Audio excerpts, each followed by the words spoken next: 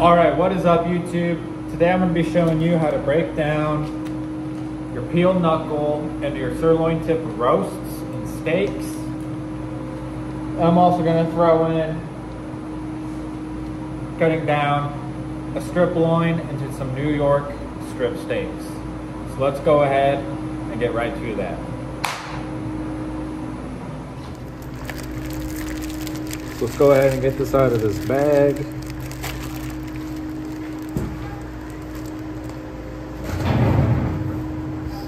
All right, so this is your peeled knuckle, also known as your sirloin tip, when you get it all broken down in some steaks and roasts. It's kind of ugly, as you can see. We got some of this fat and silver skin that's just loose and just hanging out off of here. So let's just go ahead and get some of this on out of here. It's just staring at me, so might as well. Where I like to normally start is right here. This, I mean, you can eat it, but I wouldn't recommend it. It's not going to taste that great. It's a protective tissue. It's like a protective layer between the bone and this meat. So we're just going to go ahead and just take this right on out of there. I throw this all away. Make sure that I don't get any bone on that. Throw it away because, you know, like I said, you can eat it, but it's going to taste like shit. Grinding it up, you probably wouldn't really notice it, but I'm not going to put that in the grind. It just doesn't make sense to me. Go around, take off this meat that's just on top of this fat, silver skin.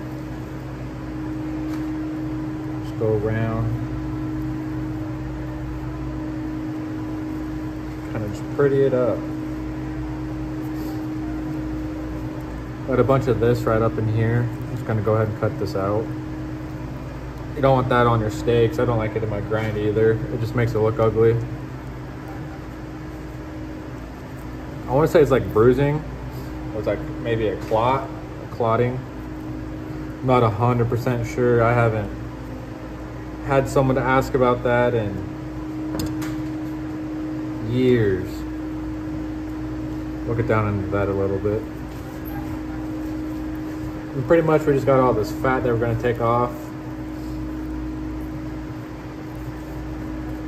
Get this little, this is hard. It's not like too hard, but you don't want to eat it. It's not going to render down either. It's like the end of a tendon or nerve. I'm not quite sure, honestly.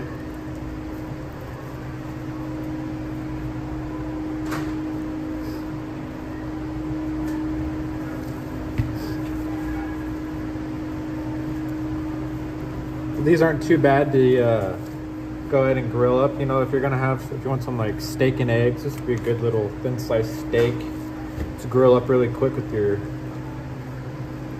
eggs. It's a nice cheap steak normally. Not like cheap as in like cheap, not gonna taste that good type of steak. It's cheap as in just it's a good price for it normally. I forgot what I have these on sale for. It's like a manager special this week.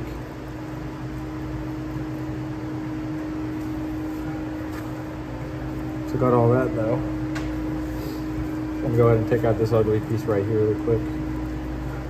No point in leaving that in.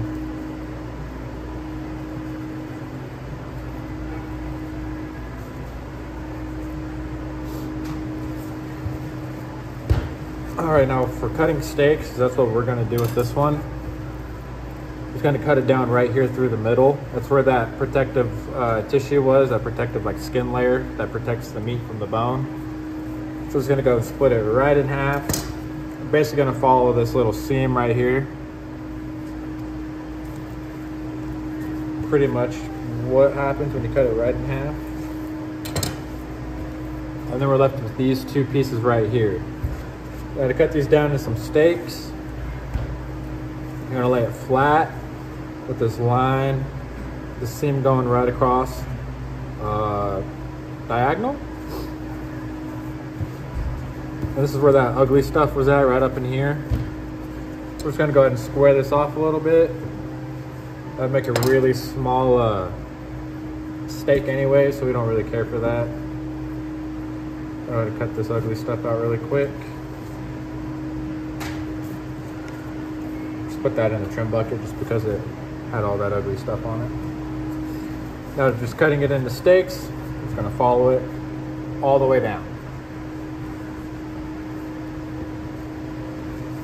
I like to use these smaller ones as individual steaks, and then usually these bigger ones I'll put 2 to 3 in a package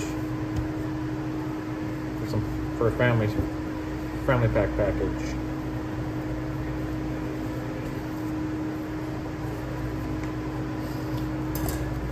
Now if this one's a little bit different, if you want to just flip it over, you're gonna have this fatty side, this knob of fat. That's how I like to remember which side's the front, which side's the back, tail end. So this side, take off the silver screen real quick. We're just gonna square it up. Take out this fat.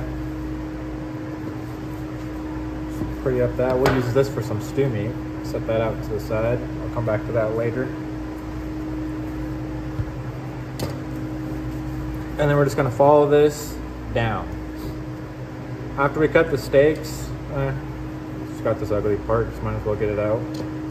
After you cut the steaks, if there's still some fat on there, you go ahead and just trim it up a little bit if you'd like, but it's all up to preference of your shop or how you like to do it if you're doing this at home.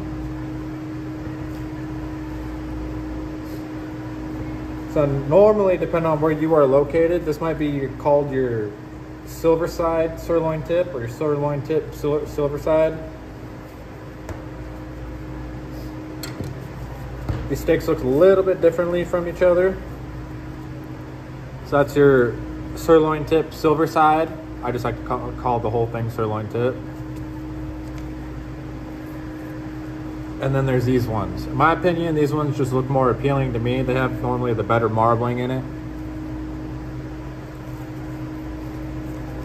Normally after every time I cut these, I go ahead and just try it up really quick, get it out of my way.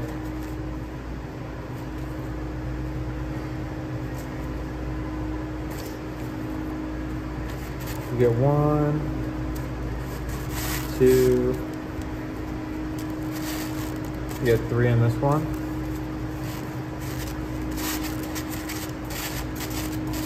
I can kind of do a little bit of the crisscross action. Just makes it look a little bit more appealing.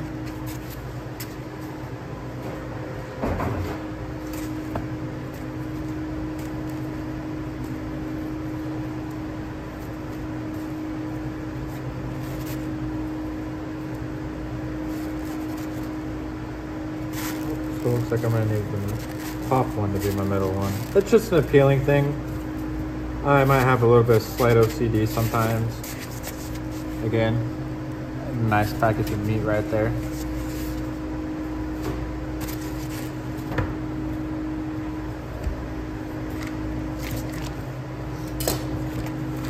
So we'll do 2 of these bags into some steaks. And we'll do 1 into some roasts. Already got some chuck roasts out on the counter. And then I'm going to be cutting some London broils, and that goes down to my well with the roasts as well. So don't need too many roasts out there. Want to try and get them to buy the chuck roasts before I fill it up too much with more roasts, like chuck tender or more chuck roasts. So again, this is just that protective layer between the bone and the meat. Go ahead and just get right underneath it.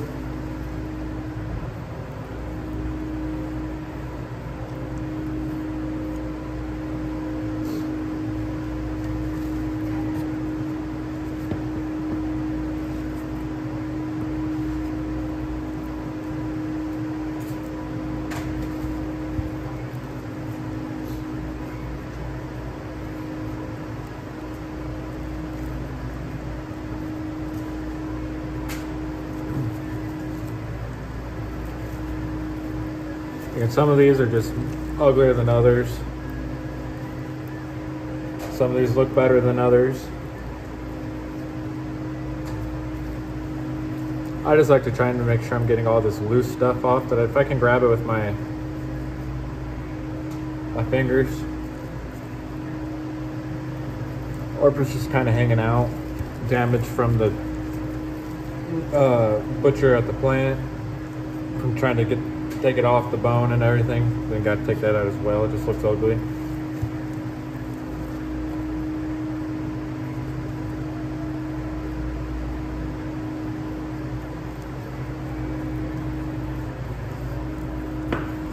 This blue handled knife that I am using is my 9-inch fillet knife, Knife Pro Cutlery. The link is in my TikTok showcase. But again, Knife Pro Cutlery.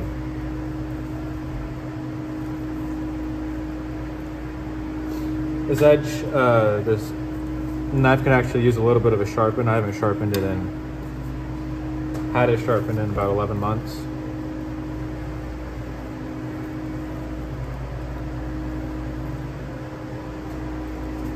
I'd still say it's in fantastic shape though, if you ask me.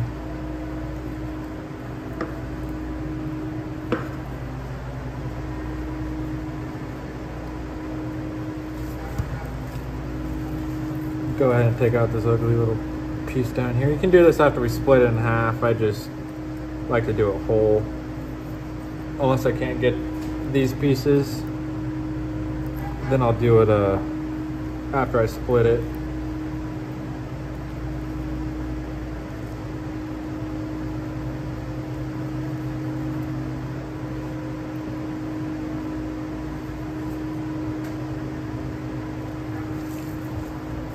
Alright, I'd say that's good enough for me to go ahead and split this in half.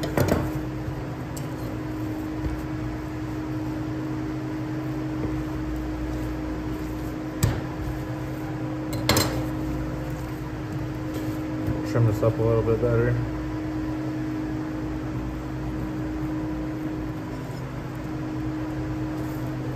Alright, now again, I got this ugly piece right up here. I'm gonna go ahead and square that up. And the meat's just kind of flimsy and small like this. I'll just put it in my trim bucket. No need in saving it for stew meat. It's gonna take more time to trim up, cut down than it's actually worth. So again, we're just gonna follow the seam all the way down.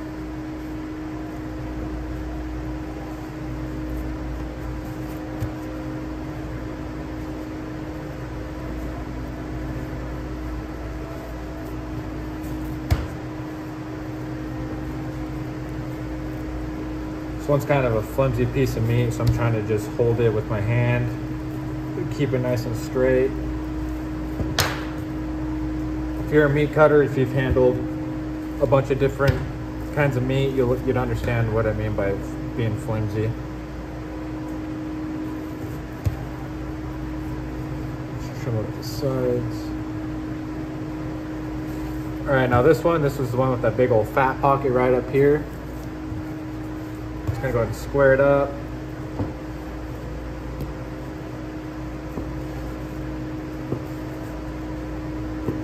Use this one for some stew meat, might as well. It's a nice solid piece. All right, now we're just gonna follow this one right on down.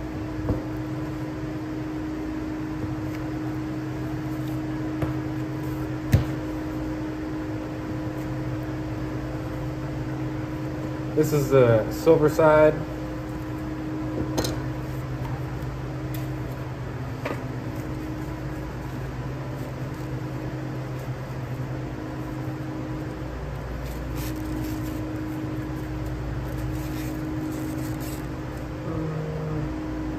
Yeah, we'll do 3 in this one, might as well.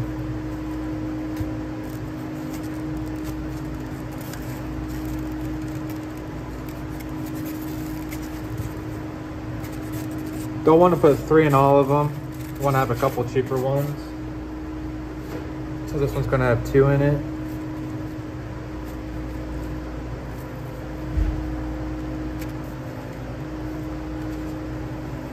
This is the bigger stick. I'll put that one on the bottom.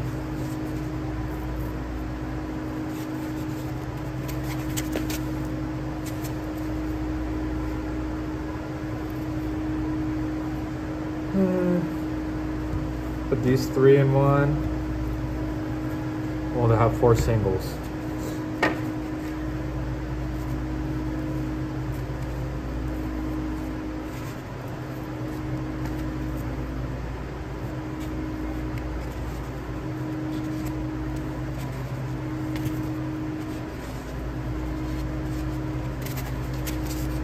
Voila.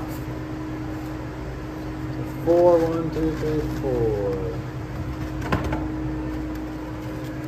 Hopefully not screwing up the camera here.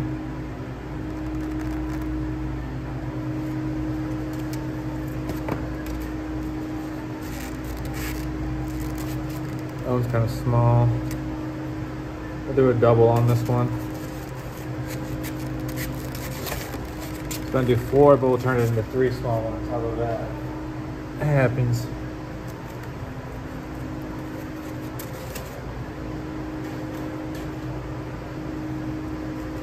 I feel like some meat can be a little bit too small.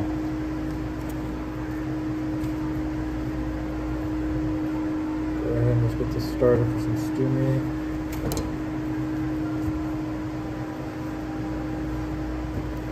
This makes it easier so I don't have to do a bunch at the end, just kind of go in between every couple pieces. Trim up your stew meat.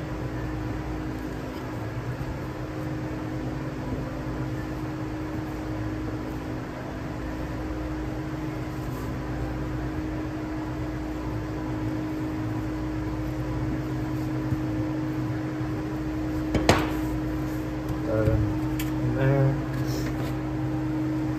All right, now this one's gonna be roasts. There's a couple different ways you can cut these into roasts. But how we're gonna do it, it's gonna be one of them different ways from probably what a lot of people have seen. So this is that one protective piece. It seems like it's already, we kind of already got it peeled out with that bone. So as far as trimming this one up, we didn't really have to worry about that, the centerpiece. We did kind of a shit job on the rest of this.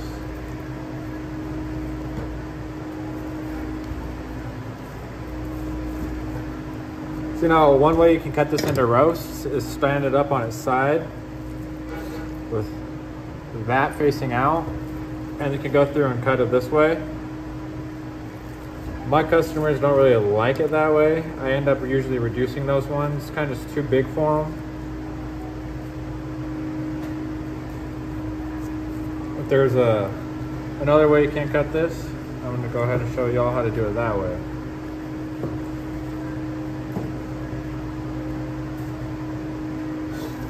I'm gonna go ahead and get this all trimmed up first though.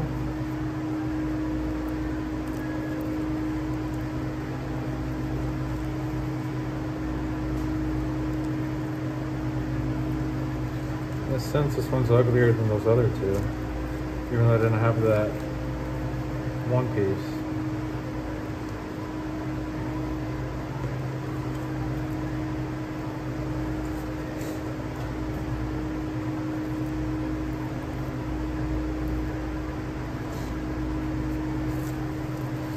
These are always ones that are annoying. It's like, I already have to trim up a bunch of stuff off of it to get it into steak or roast form. And y'all want to go and screw it up and make it to where I have to take off more now. It's like a waste of money in a sense.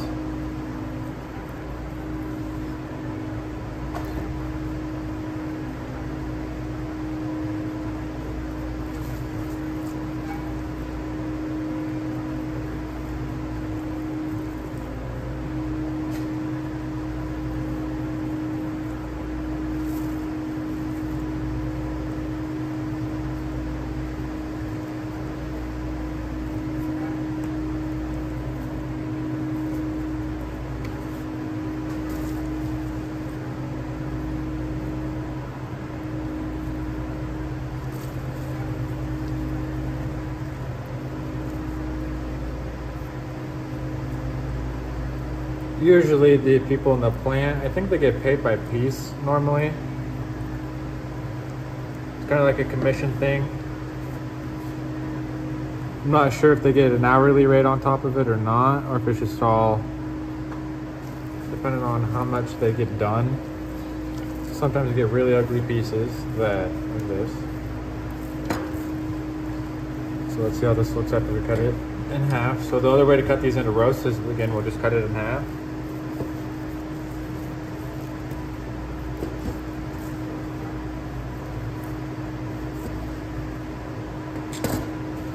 This is a real ugly one.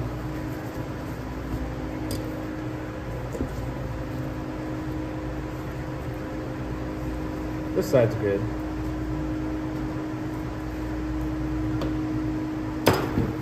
When we cut these into roasts, I kind of like to be a little generous over here. Take off this knob of fat. Not gonna square this one up. Just gonna take off all this stuff that's just kind of hanging out.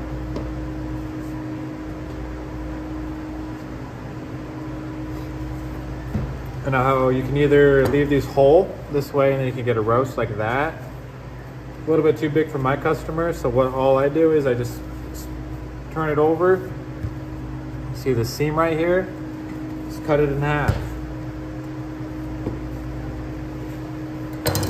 And you get two sirloin tip roasts. Your silver side roast. And then we're gonna have this ugly piece right here. But this is gonna be a roast, so it's all gonna cook in a crock pot probably. And the same thing, we're just gonna take that seam right there. Just cut it right there in half. And then you got your other side of those sirloin tip roasts. 1, 2, 3, 4 of these. So that's how you do your sirloin tip, your peeled knuckles, and your sirloin tip roasts. Actually, let's trim up this fat piece right here. A little generous. Some people don't like all that extra fat. These are soaker pads. It soaks up that meat juice, that myoglobin from that broken down protein. Usually just put 2 double ones for a roast. Sometimes if they're a little bit bigger, I'll add just a single one just to help a little bit absorb that extra meat juice.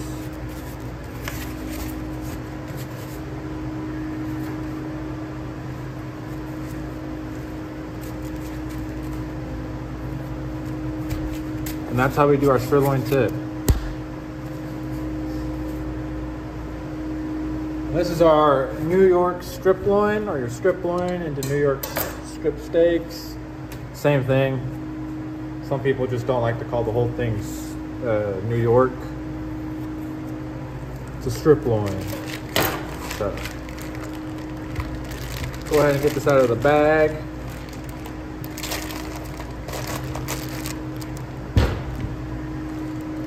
Look at all that meat juice. It's not blood. That is not blood.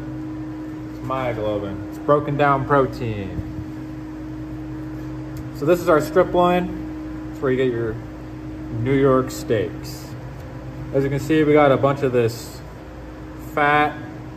We actually got a little bit of bone up in here, because this is where you get your short loin. It's where your T-bone porterhouse steaks come from. So there's a bone here, and on the other side of that bone is your filet mignon, or your tenderloin. But when they debone it, sometimes you get these little bits of bone that kind of just get peeled off on the other side of that bone. So I'm gonna just go ahead and take off this tail a little bit. It just makes my life a little bit easier. So then I don't have to trim all the tails off of every single individual steak. Just cut that little bit of meat out of it real quick. Now it just makes it a little bit easier for me to kind of just run my knife this way to trim it up But first I'm just gonna go out and pick out these little bits of bone. Because I can put all this into my trim bucket, but I'm not gonna put all these bones into the trim bucket. Trim bucket goes and makes ground beef. You don't want itty bitty bits of bone and your spaghetti meat or your ground beef or your burger meat or your taco meat, meatballs, whatever you, meatloaf, you know, whatever you're using ground beef for. So I just go in here and I take out all these bits of bone. I think I got a bit of my glove somewhere, so I'm just gonna go ahead and change my glove.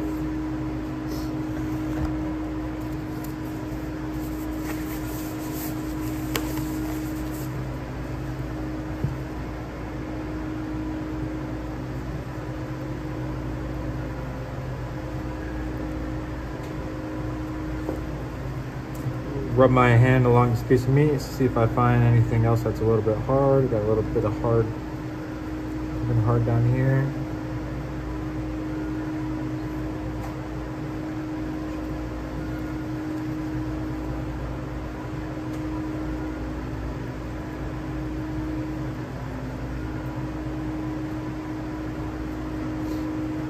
All right, I think it's pretty much good now. So I usually start about like right here.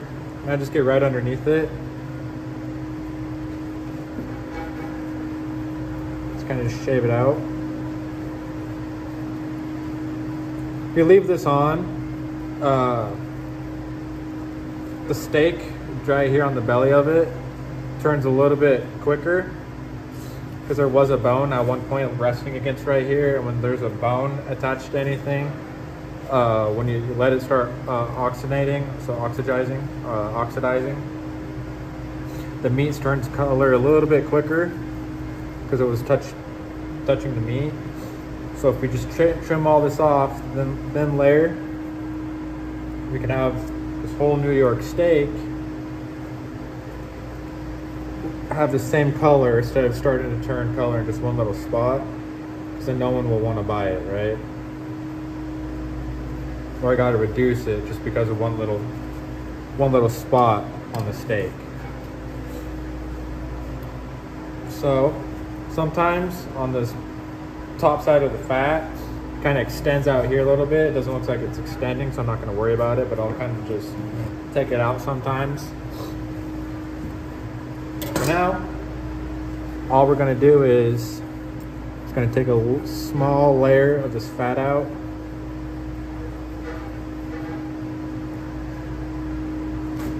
So I don't got to cut through it or trim it up after every individual steak. Some places don't want you to trim it up before, but I'm the manager here and I'm the only meat cutter here, so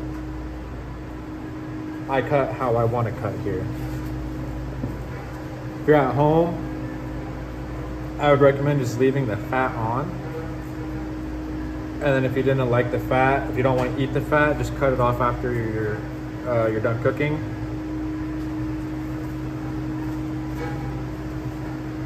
But since I'm putting this out on my meat counter, I don't want too much fat on it. And it just saves me a little bit of time.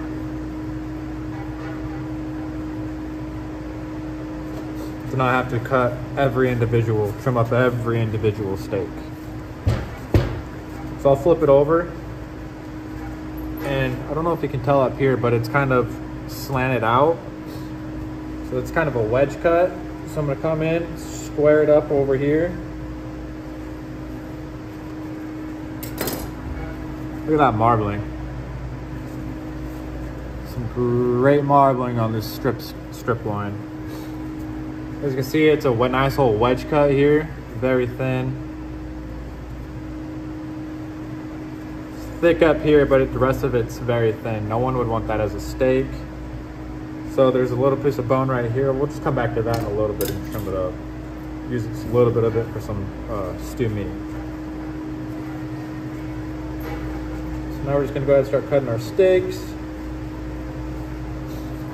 I like to kind of just trim up as I'm doing this, so I don't gotta go back through and touch them all again. It's a waste of time.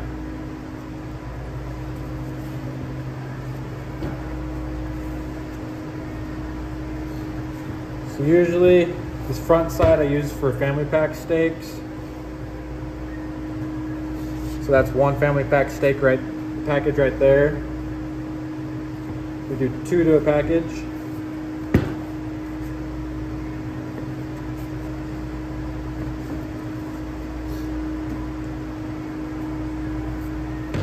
Taking the fat off too kind of helps me out with the trimming process right here. I'm actually gonna go ahead and do it right here too. There's this, it's kind of like gum in some sense, meat gum. It's kind of the best way to describe it. It's basically this right here, but it extends all the way over right here normally. And when you cook up your steak, it doesn't break down. You know, you're just sitting there chewing on this piece of meat because of this meat gum that's on it. It's literally just the best way to explain it. Like right here, cut that off, meat gum. Best way to explain it, it's just super chewy. It comes off the meat, super chewy. You're just gonna sit there chewing on it for like 10 minutes and then you'll still be chewing. So I just save y'all some time to not have to cut it off or waste some money on something you can't eat. Cut it off myself for y'all. Right there. Trim that up a little bit. So I'm gonna do about 3 family packs. So this is gonna be the last steak right here for a family pack. See this right here? It's that meat gum. I'm probably gonna get some shit from that for anyone who cuts meat. It's not meat gum. It's the best way to explain it. Just leave me alone. So there's our family packs right there. I'm going to just finish this for some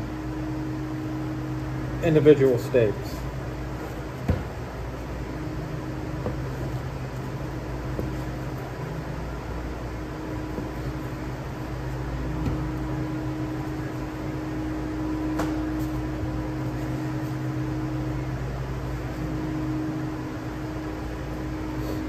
This red handled knife that I'm using is my 11-inch Knife Pro Cutlery steak knife. You can probably use a little bit of a sharpen because it hasn't been sharpened since I received it. Very beginning of the year in January, but it's still in relatively great shape for what I need it for.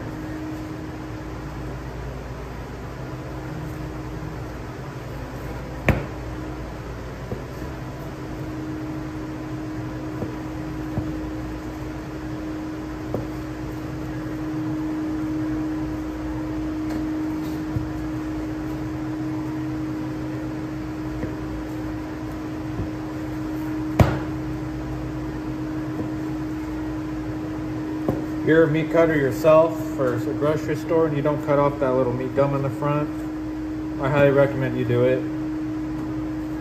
This makes the steak look a little bit better too, in my opinion.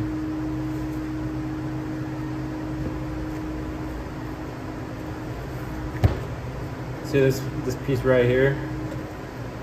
Just highly unedible, super chewy. No point in leaving it on for customers because they can't eat it.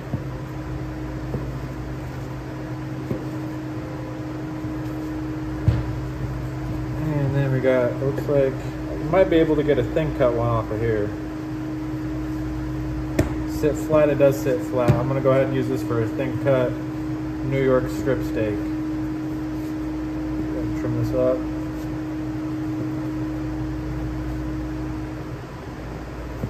Maybe some old gentleman, some old lady will want it, or maybe some mom and dad will see a family pack and then, oh, well, there's this really thin one that won't cost that much. I'll buy that for little Timmy. So 3 family packs. I'll go ahead and just extend my double soaker, extend it, and just right on there like that.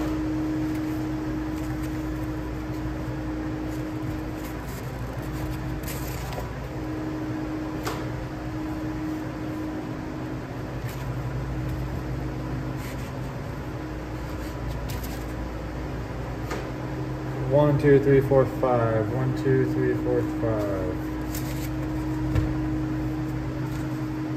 Little trick that I've found out here is just fold it.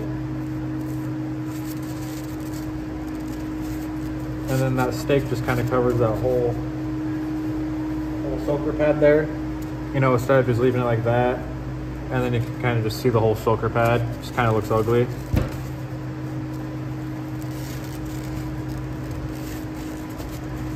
Looks a little bit better, don't you think?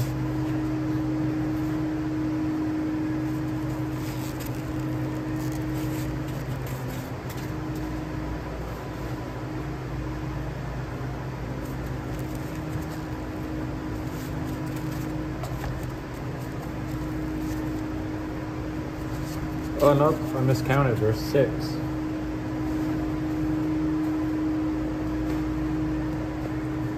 Uno más.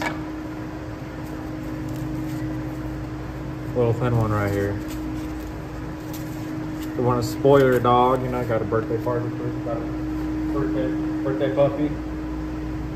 Be a good, nice little treat for him. That front wedge cut that we had.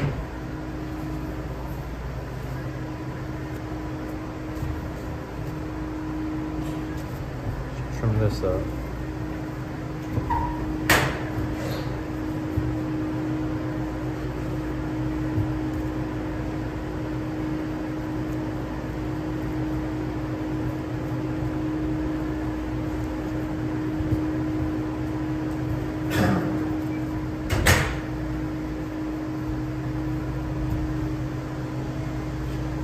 Sorry, that was the towel and meat apron or meat coat jacket person.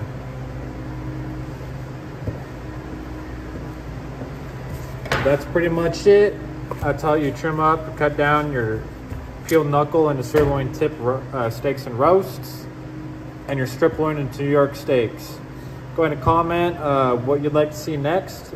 And don't forget to like and subscribe to the channel. Thanks for watching.